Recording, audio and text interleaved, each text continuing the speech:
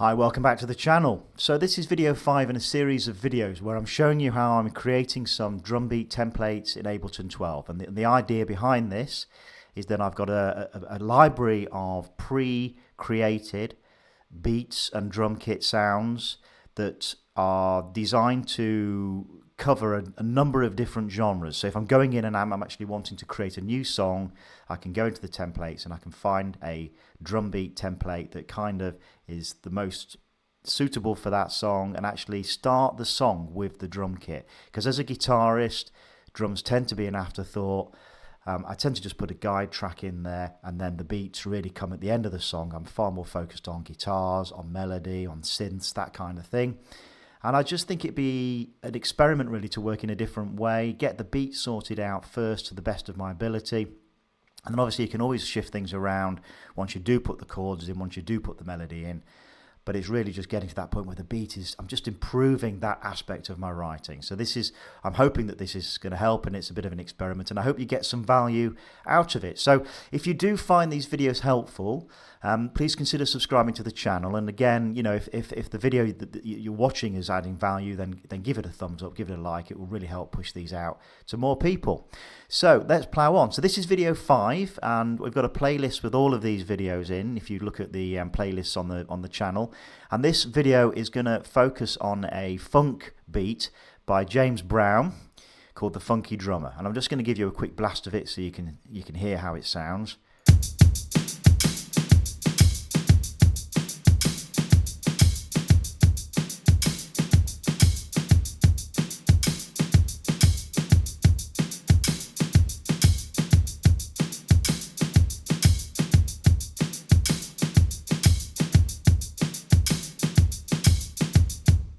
Awesome. So yeah, real funk beat there, nice and straightforward, nice and simple, and you can always go in and embellish it as you're working on your track. It just gives you a basis from which to work from. A couple of things to mention on this before I actually go in and I show you how I've laid out the beats. The first thing is that all of these clips are the same, so all I've done is I've just duplicated them across, so it just repeats itself on each of the instrument lines. The second thing to say is that I'm not going to show you today how I've created the drum kit itself and the sounds of the drum kit. If you want to check that out, then there'll be some links at the end of this video. I've got some videos previously where I show you how to create a drum kit from scratch using the Impulse instrument in Ableton. So Ableton has its own drum kit. Well, I guess Impulse is really a device for samples, but you can use it to create a drum kit by dropping in individual drum kit samples into the Impulse instrument. So if you actually create a separate channel, instrument channel down here for each part of the kit, so you've got the kick, you've got the snare, you've got the closed hi-hats, and you've got the open hi-hats, then you can actually drop in individual samples for each part of the kit into those Impulse templates. So you see you've got an Impulse template here, and we've dropped in a kick sound here, and it's the same for the rest of it. And it just gives you some versatility in terms of the sound of the drum kit that you're creating, because you can choose the samples that you want to drop in there, and it also gives you a lot more freedom in terms of how you want to produce each element of the kit. Because you're going to want to apply different parameters, different EQing, bits of reverb on some of them, but not others. So, and then you always can just create a group, which I've done here, and then apply some universal parameters to the group, as I've done here. So that's the second thing to mention. The third thing to mention on this is that we've got the time signature set at 4/4, so it's 4 beats to a bar, and we've also got the tempo BPM set at 92. I think it's 92, yeah, 92 for the BPM.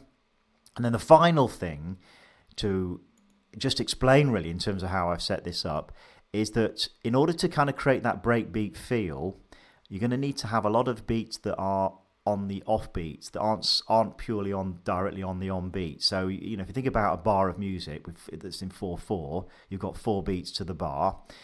Well, with a breakbeat pattern, which kind of is, you know, quite associated with a lot of funk music, you are not going to have your beats directly on those on beats. You're going to have them on some of the off beats as well. So if you apply that kind of 16th step principle, or that 16 note groove principle, it just gives you more freedom to position the beats on the off beats and really funk it up. So that's that's the kind of the other thing to describe on this, just to explain in terms of how I've set it up. So I'm going to show you what I've done with the kick, and I'll also just explain that 16th step principle a little bit more in terms of this diagram down here. So click on a clip, you then go into the clip view editor down here, and this gives you a bar of music, and you can see here you've got 1, 2, 3, 4 beats in the bar corresponding with these numbers at the top. 1, 1.2, 1.3, 1.4. You've also got half beats here when you've got 1.3, 1.2.3, 1.3.3, and 1.4.3, and that would give you eighths within a bar. But also, if you set it up in terms of if you're careful with the length of your beats that you put in, you can actually apply 16th note principle. So you can see here that you've got 1, and then you've got 2, and then you've got 3 and 4 quarter beats within each beat, and then another 4 here, and then another 4 here, 1, 2, 3, 4, and then another 4 here. That gives you your 16ths. So you'll see that these are not positioned on the on beat, and that's what's creating that kind of funky groove basically. So the 16ths are described in a particular way by drummers, and it's a kind of, I guess it's a count that they're using when they're actually working through that and playing it. And so I'm going to use that count to describe how I've set these up. And that count is as follows. You have, the emphasis obviously is on the on beats. You have a 1 E and 2 E and 3 E and 4 E and so you can see that's your 16, and that's how they describe it.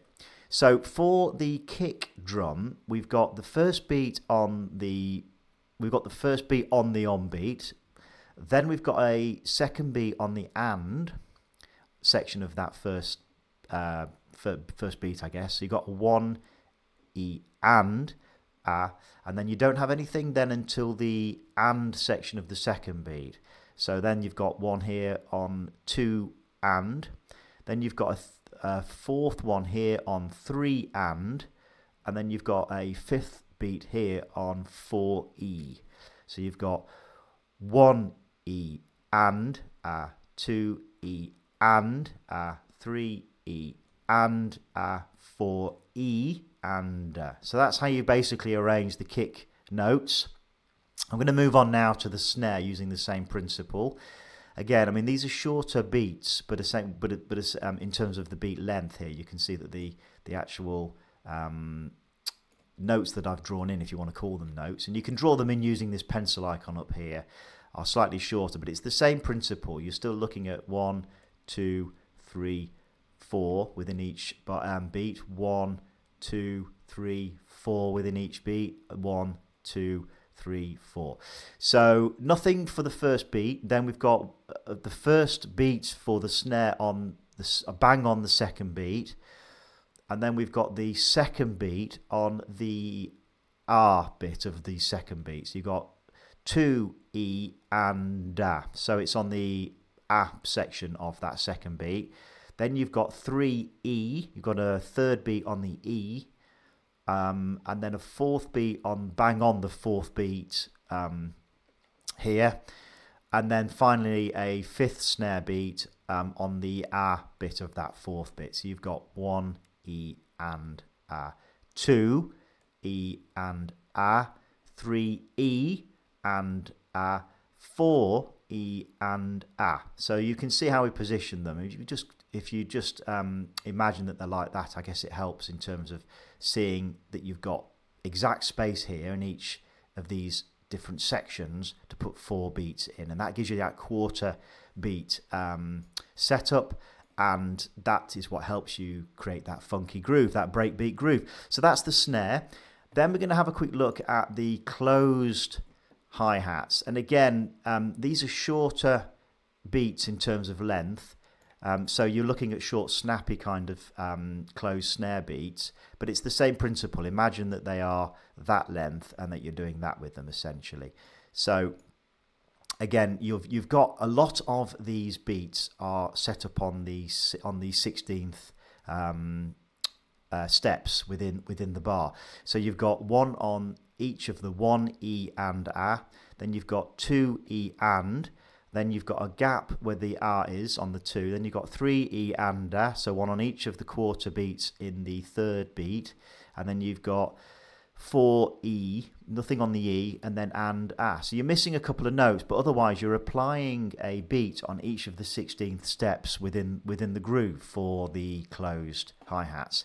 And then finally, with the open hi-hats, just 2 open hi-hats, and I would put my money on the fact that they're probably in the gaps that we've left in the closed hi-hat section. So you've got one on 2A, and then you've got another one on 4E. So let's just have a look. 2A, yes, there you go, and 4E. So essentially where these gaps in the closed hi-hats are, you've actually got a open hi-hat filling that gap, and that just gives you that kind of breakbeat feel, because switching it from the closed to the open, it's kind of just breaking up the beat a little bit.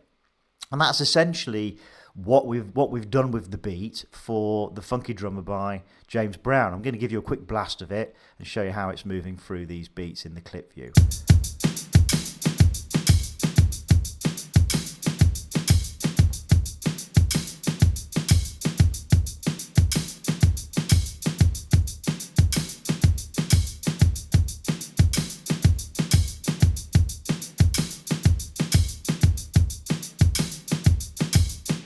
Awesome, so really nice simple beat, a little bit more complicated than the previous beats we've been looking at. There are 4 sections of the kit that you'll need to create this, and the snare's not on bang on all the on beats. There are some beats on the off beats, but very straightforward for the closed hats and the open hi-hats. Yeah, so I'm definitely going to use that in some of the funk music that I hope to create in the future. I hope you found that useful. I guess that's, you know, in terms of how you're going to use this, you're looking really at a kind of a laid-back funk groove. You might have a hip-hop song that this might work in. So it's that kind of song that you're going to be creating using this drum beat. I'm going to finally show you how I created a template from this. So having created this in Ableton, you're now going to want to say, well, actually, I want this as a specific template that I can go to, and I want to name it as a specific template in that library of templates, so I know exactly what to find when I'm looking for it. So if you then go to Save Live Set as Template, you'll see here it opens up a new template down here, and you can go in and you can call that whatever you want. Here are the 4 that we've done already in the previous videos in the playlist, so if you want to check those out, then again, please go into the playlist and they should be there for you to have a look at. But I'm probably going to call this something like James Brown Funky Groove or something like that. And that really just completes the tutorial. So I hope you found that useful and of value. If you have and you're finding these videos helpful and you want to see more content like this, then please subscribe to the channel. It'd be great to have you on board. And again, if you found this particular video useful, please give it a like. It just takes a second of your time, but it's huge for the YouTube algorithms and for us growing the channel and pushing this out to more people. So thanks again for watching. Really appreciate everyone who's subscribed already and who's watching these videos and finding them helpful. And yeah, look forward to seeing you in the next video that we do. Thanks very much.